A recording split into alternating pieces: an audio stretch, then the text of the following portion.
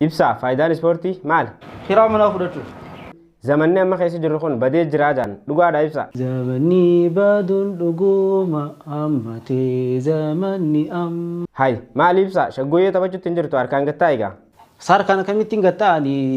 Ibsa Khadiir akkam jeessi abaare. Ibsa baga rabbi biyya sanarraa si baase. Hayyee ibsa dhiirtii dubartii akkam fuudhaaf barbaaddi? Dubartii garaa bal'attu. Ammaasoo. Osoo ciistuu manni kun bira tortoree shuruuf kaa'ee keessuma ciistuu. Ta akkanaa tana fuunee akkam taana ibsa. Dhumne deemanii dhiira. Dubartiinoo nama akkam jaalatti? Dubartiin maallaqa jaalatti. Dubartiin nama beekamaa jaalatti.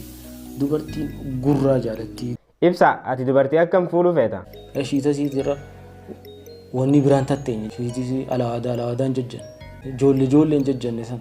Hayyee intala ati fuutuufoo dhaamsa maal dhaamtaaf mee? Dawaa dibadhuuti qaama kee kararra godhee. Ibsa jaartii teeta duraanioo maaliif ariita? Hijaabuma tokko agartee mana keessa totorraa tokko fira darbitee salliixaa fi dhadhaa fira keessan akkumatti gabbaati kaate. Kaartaan hijaaba isiirra jiru biyya taateen beeku.